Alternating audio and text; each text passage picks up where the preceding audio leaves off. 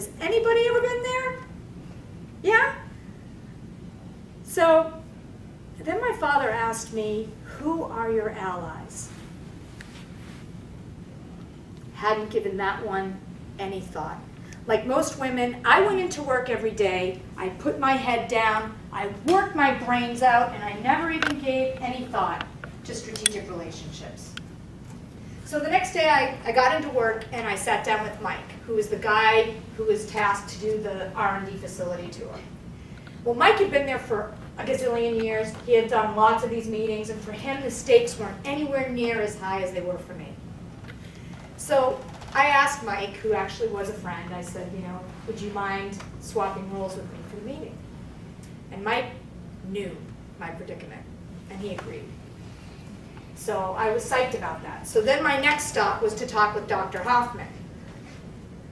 Well, the good news was I had already swapped roles with Mike, so I was going to the boss with a solution as opposed to a problem or a complaint. As we all know, it's always a better plan. But even more important than that, I had to help Dr. Hoffman understand my intuitive concern.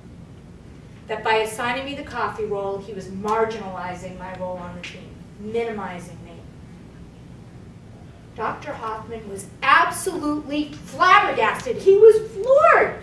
He said I was completely reading into it, that I was way overreacting. Has anybody ever been told you're overreacting? Okay. Oh.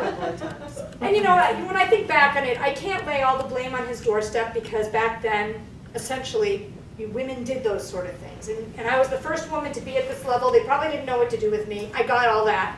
But I really had to help him understand where this was going, because it was a road to nowhere if I couldn't correct it then. So that's when I engaged my intellect. I thought, how do I explain this in terms that he understands? So I went on to explain that in order for me to be successful at the job he just promoted me into, and I ticked off the elements of that job that required cross-functional collaboration. I said, okay, for me to be able to work with my peers, we have to be on equal footing. They have to take me seriously. And by getting roles like coffee, that's not helping me any. So help me help you, in the words of Jerry Maguire. That wasn't out yet. That was my improv. But anyway, to Paul Hoffman's credit, he got it. He really did. And nothing like that ever happened again. So the big day comes, corporate descends, and as it turns out, the CEO of Textron, who was the parent company of the company I was working for, he ends up walking right alongside me through the entire tour of the R&D facility. Consequently, I got on his radar screen. And then I was added to the corporate list of high potential leaders. And then 2 years later, I was recruited to corporate, and my career took off. So that one situation, that coffee lady situation, became this defining moment in my career. What happened to Mike? Mike retired from there, actually. But he was at this point in his career. He didn't want to go anywhere. He wanted to be the coffee He didn't want to go maker. anywhere. And I'm going to tell you, to this point, there are a lot of people in our organizations who actually don't mind being the coffee lady. I mean, they're sort of in cruise control. They're just kind of hanging out until retirement or whatever. It's, it is amazing. It's distressing, actually, to me, but it is amazing. So yeah, he ended up retiring from the company. So now, years later, I know that very few of us ever face that kind of blatant sexual bias. But God knows we face things every single day that threaten to minimize us, that threaten to marginalize us. Right? We're left out of that important client strategy meeting. We're asked to take notes for meetings. Our boss or our client. That's actually a nice ringtone. Very well timed, too. Maybe our boss or our client doesn't listen to us, but continually defers to our counterpart across the table. Happens all the time, right? So what kinds of things can we do in those kinds of circumstances? Are you guys bored? No. No, Are you we're sure? discussing it, I'm sorry. Okay, no worries. Actually, whatever you're discussing, hold that thought. We're Because- naming those bastards.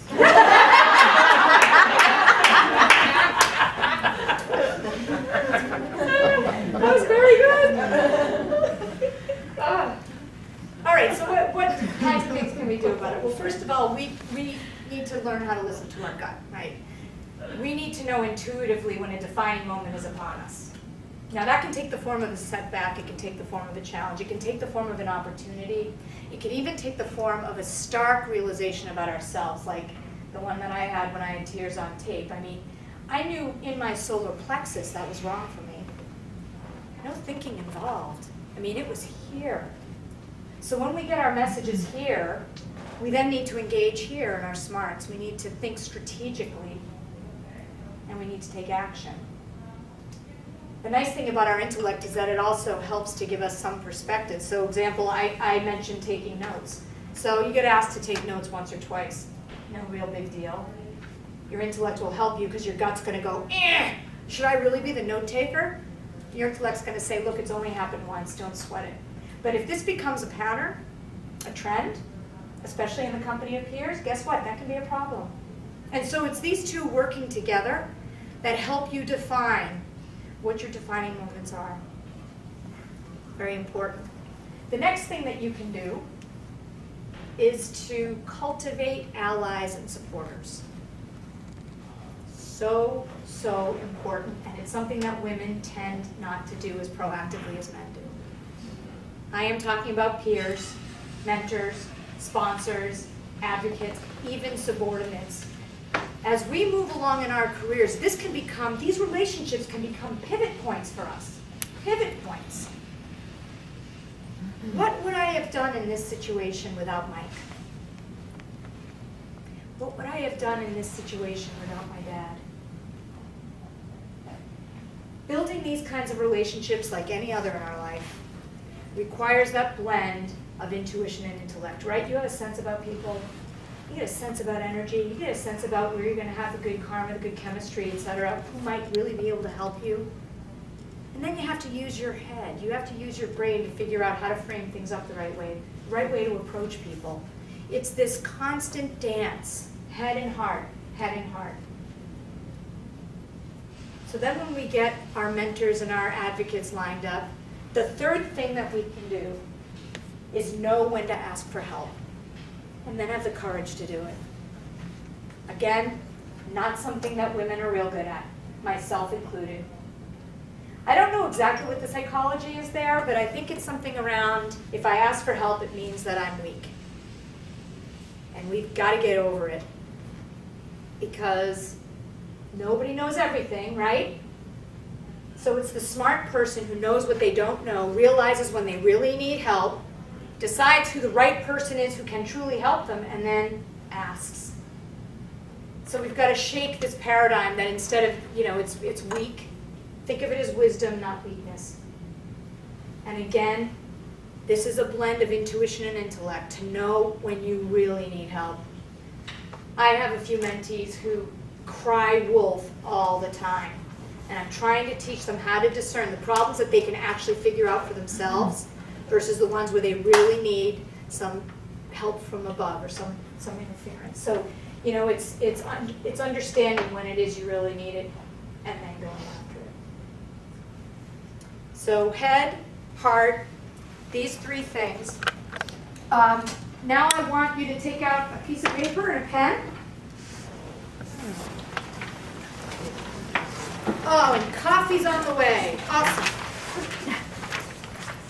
I'd like you to write down 3 names. Anybody need a pen? I got an extra. There you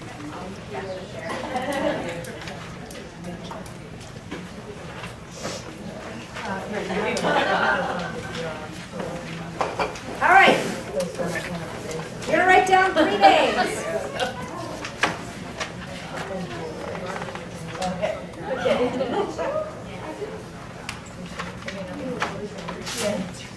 Houston. Houston.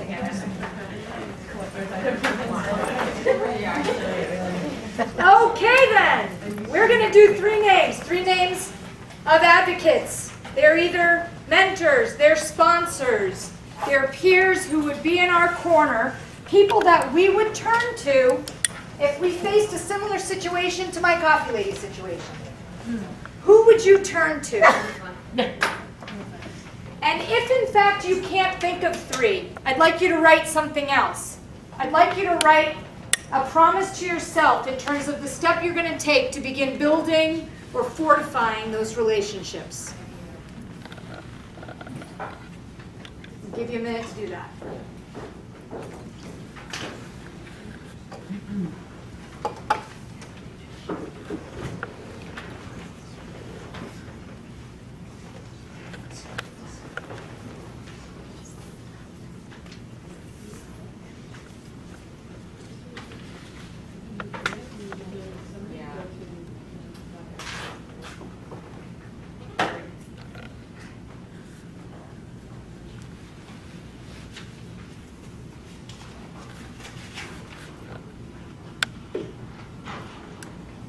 And for those who have at least three names, ask yourself, how am I continuing to nurture these relationships?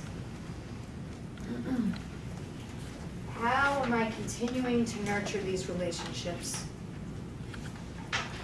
These can literally be the make or break.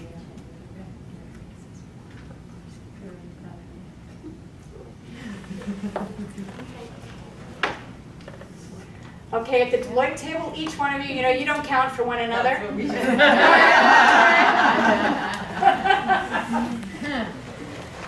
All right. So, can't stress it enough, hugely important. And this yin and yang of intellect and intuition also applies obviously to our client relationships. Think about this. You're helping a client solve a problem. And often you know here what the answer is before you know here, particularly as women. We have a more refined intuitive sense.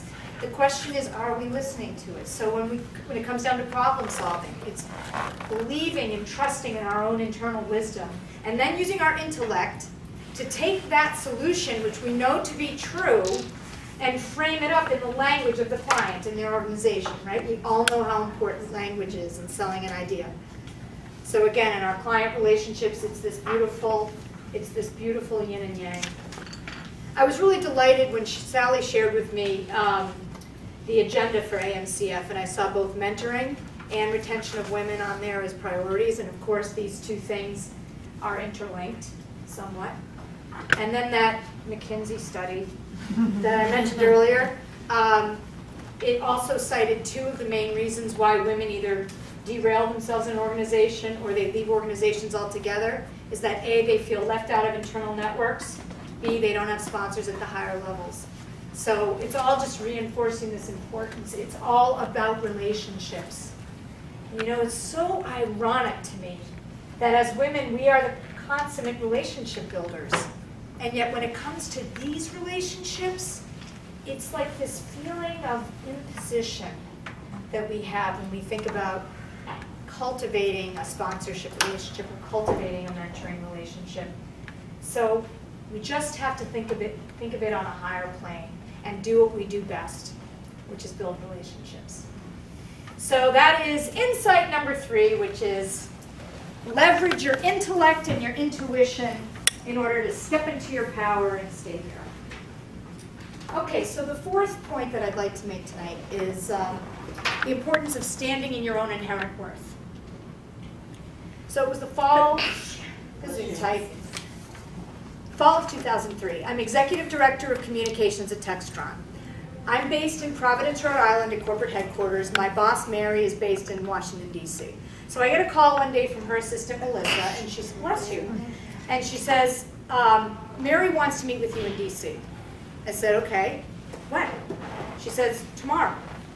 I said, oh, that's weird. So I said, well, what's the meeting about? And she said, nothing in particular. She just wants to meet with you.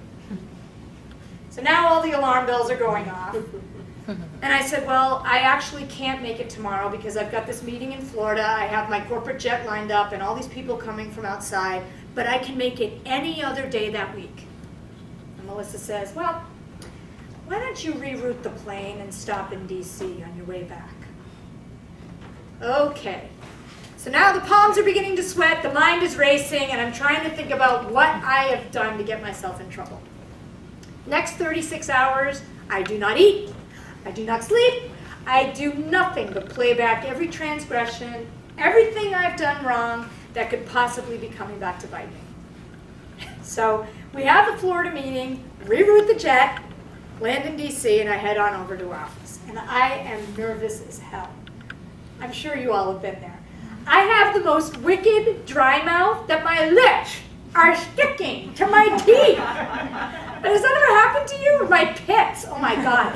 My pits are sweating so profusely. I've got these big, dark, wet stains on my silk blouse. It's horrible.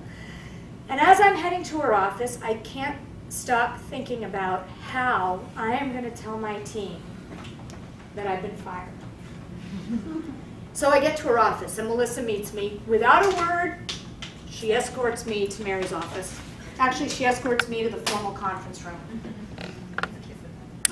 I sit down at the conference table, and I wait.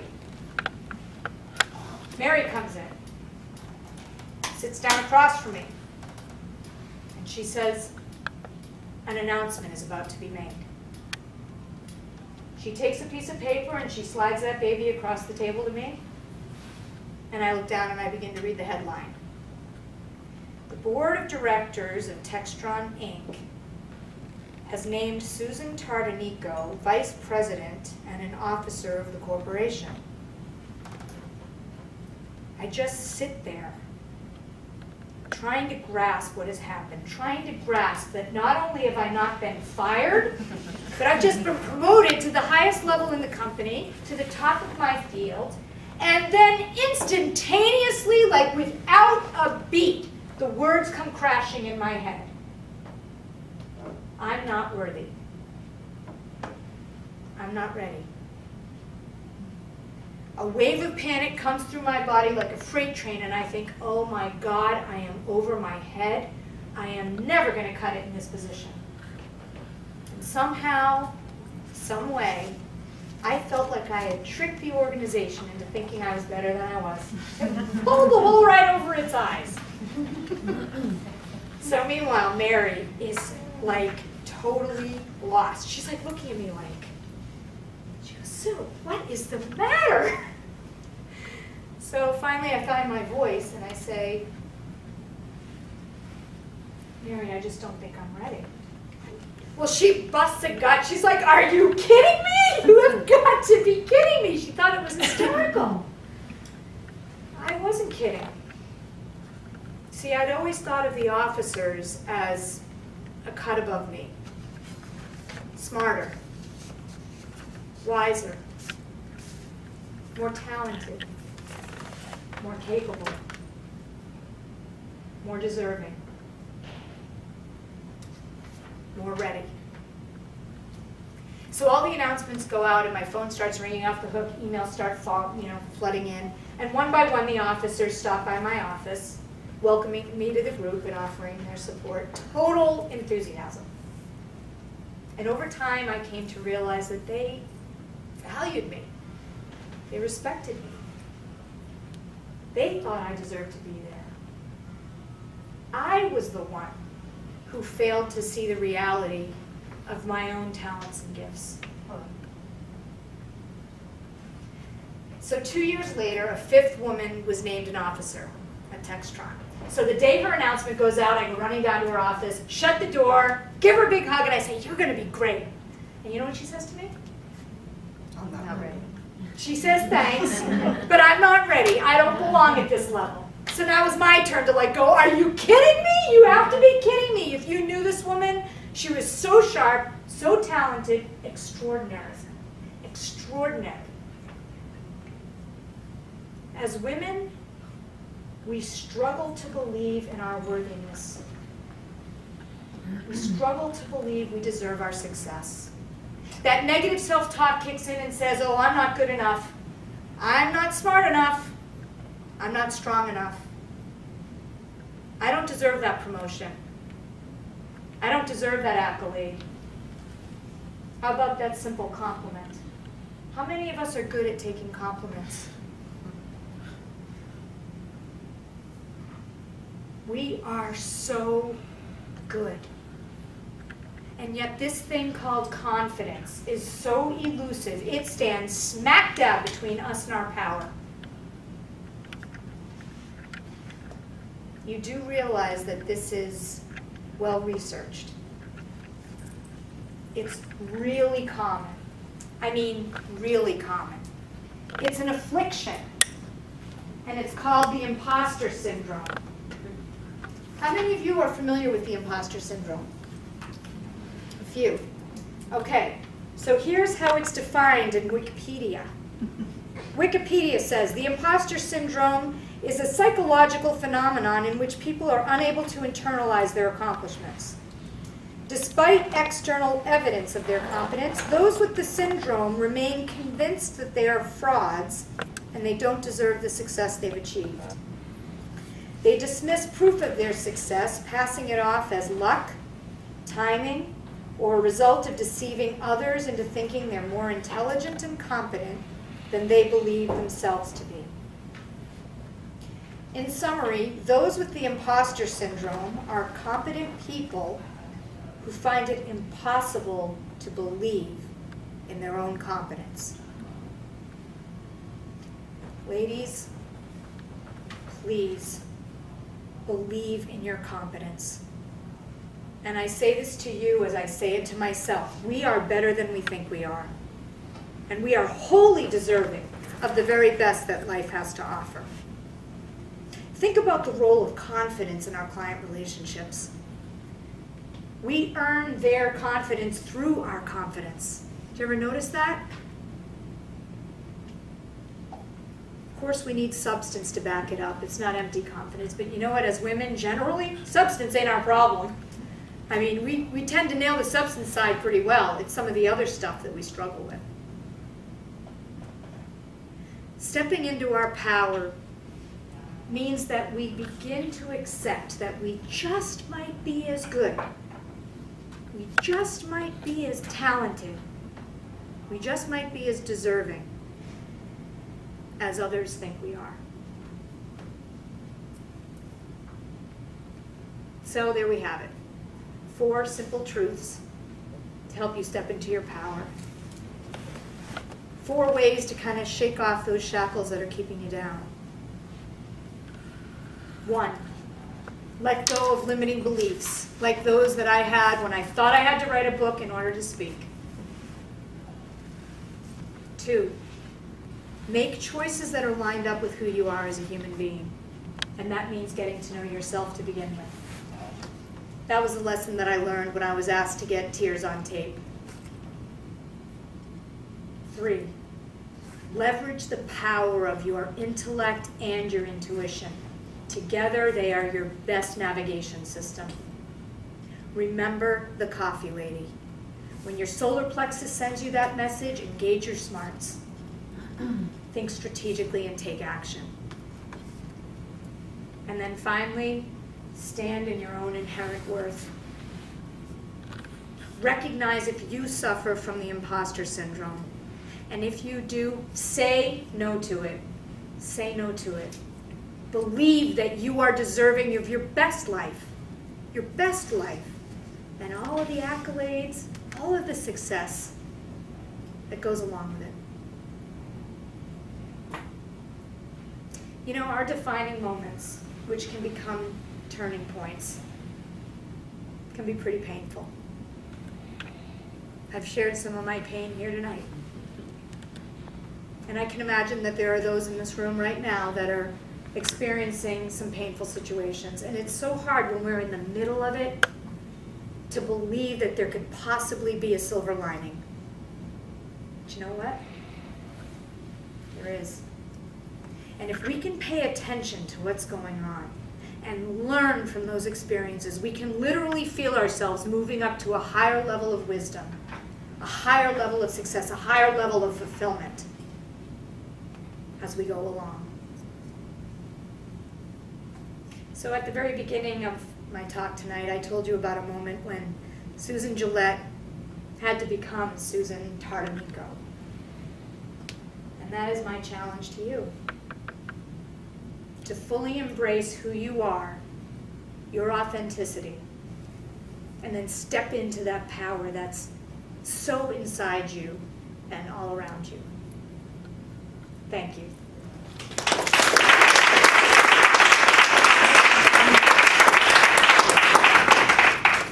All right. So that gives us 45 minutes. Okay, let's talk about bio breaks here for a sec. Do you guys need a 7th inning stretch or a quick bio break? Amen? All right, let's take